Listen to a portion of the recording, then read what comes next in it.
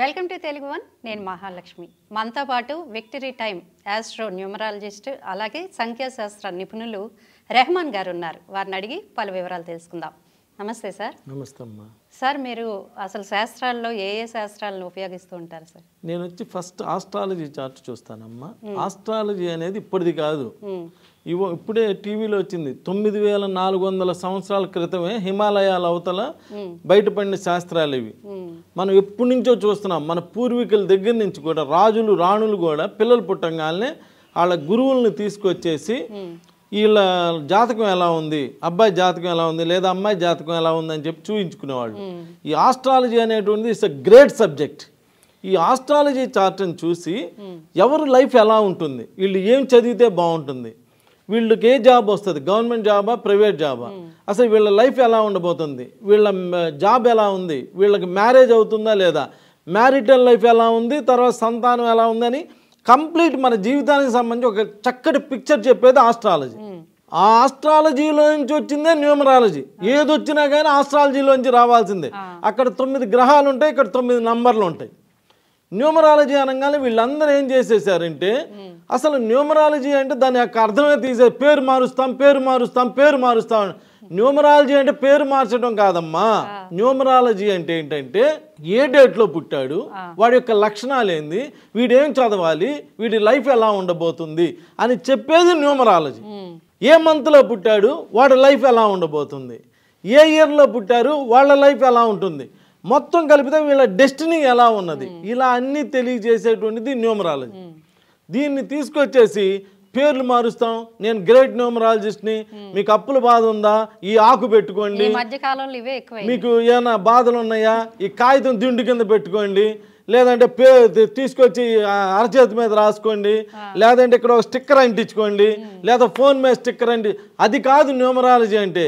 Numerology అంటే ఏ date of బర్త్లో పుట్టిన వాళ్ళ లైఫ్ ఎలా ఉంటుంది, వాళ్ళ లక్షణాలు ఏంటి, వాళ్ళ ఫ్యూచర్ ఎలా ఉంటుంది, ఒకవేళ ఏదైనా ఇబ్బందికరమైనటువంటి నంబర్ ఉంటే ఆ నంబర్ని ఎలా ఓవర్కమ్ చేస్తూ ఏమేమి రెమెడీస్ చేసుకోవాలి, ఆ రెమెడీస్ ఫాలో అయ్యి జీవితాన్ని ఆనందమయం ఎలా చేసుకోవాలో తెలియజేసేది న్యూమరాలజీ.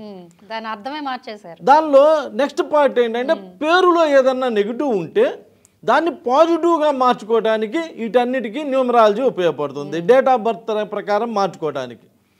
తర్వాత నేను ఇక్కడ ఆస్ట్రాలజీ న్యూమరాలజీనే కాకుండా చెయ్యి చూస్తాను. చాలామందికి డేట్ ఆఫ్ బర్త్ ఉండదు. నాకు డేట్ ఆఫ్ బర్త్ లేదండి అంటే మరి ఎలా పేరు మారుస్తావు, ఫ్లూక్లో మార్చేస్తావా అంటే ఎలా పడితే అలా మార్చేయకూడదు కదా. వాళ్ళ చెయ్యి చూడాలి. వాళ్ళ చేతిలో 100 years వాళ్ళ లైఫ్ కనిపిస్తుంది. నీకు ఇల్లు ఉన్నదా, ఇల్లుంటే పెద్ద ఇల్లు ఉందా, చిన్న ఇల్లు ఉందా, లేదా నీకు అసలు స్థలం ఉందా, నీకు అసలు ఎన్ని ఇళ్ళు ఉన్నాయి, అసలు నీ లైఫ్ హిస్టరీ ఎంతో చెప్పేసింది చెయ్యి. ఎంతో మంది ఎంఆర్ఓలు పెద్ద పెద్ద ఆఫీసర్లు టెస్ట్ చేసుకున్నారు నా దగ్గరికి వచ్చి. నేను మొన్న నిజామాబాద్ వెళ్తే ఒక విఆర్ఓ వచ్చి నేను ముస్లింనండి, ఇవన్నీ నమ్మను, అసలు ఈయన ఏంది ఇలా చెప్తున్నాడు టీవీలో ఏంటి అని చెప్పి తేల్చుకుందామని వచ్చాను. అలా రాగానే చెయ్యి చూసి, ఏం సార్ మరి మీకు 2 గదులు చిన్న ఇల్లు ఉందా, మీరు విఆర్ఓ అంటున్నారన్న బెత్తరపోయాడు. అద్భుతమైనటువంటి విషయాలు చెయ్యి చెప్తుంది, ఎందుకంటే ఇది భగవంతుడు ఇచ్చిన చెయ్యి కాబట్టి. ఇలా నేను ఆస్ట్రాలజీ న్యూమరాలజీతో పాటు చెయ్యి చూస్తాను.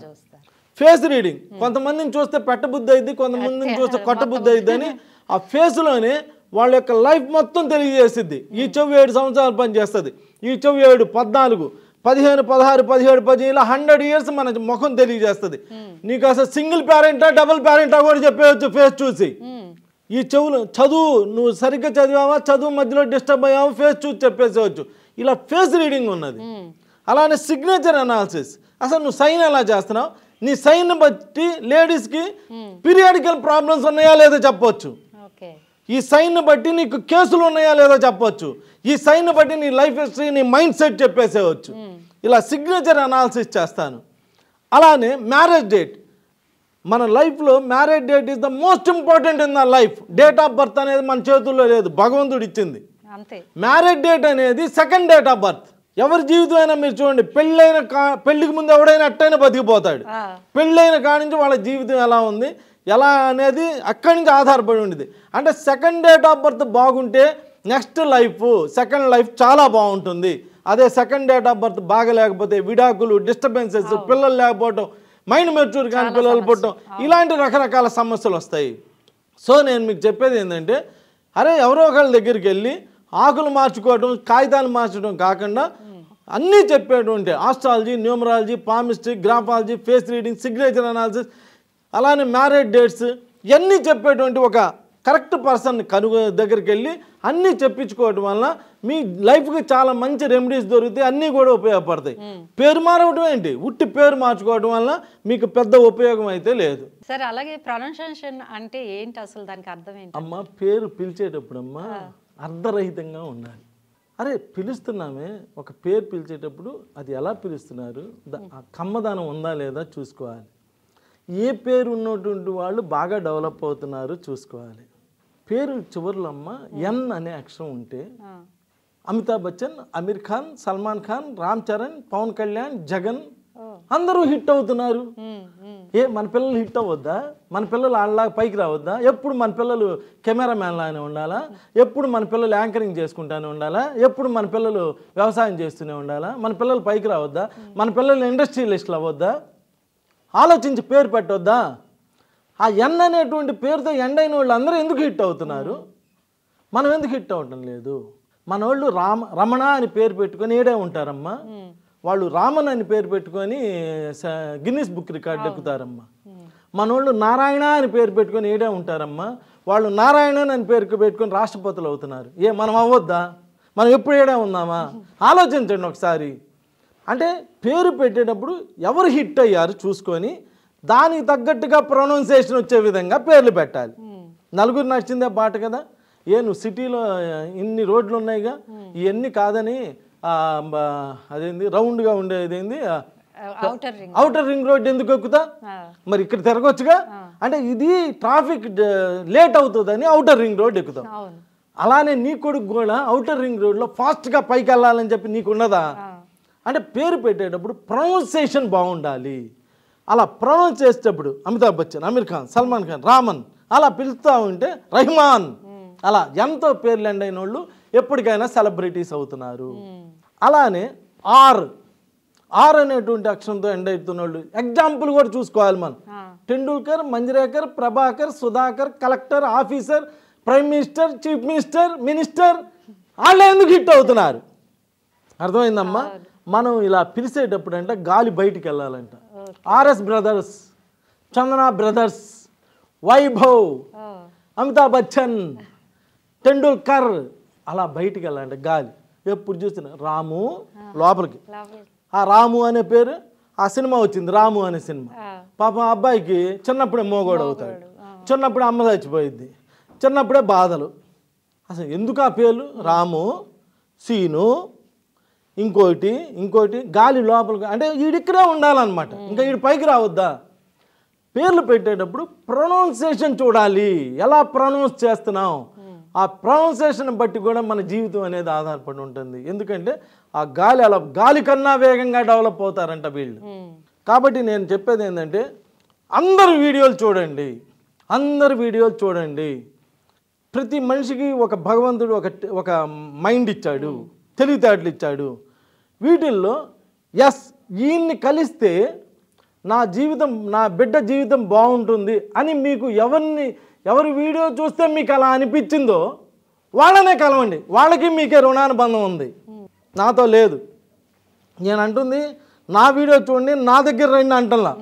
అందరు వీడియోలు చూస్తుండండి. చూసినప్పుడు ఈయన దగ్గర నిజంగా ఫైర్ ఉందిరా, ఇది నిజంగా సబ్జెక్ట్ రా, దీనివల్ల మనకు బిడ్డకు ఉపయోగం ఉండిద్దిరా అనుకుంటేనే నా దగ్గర రండి.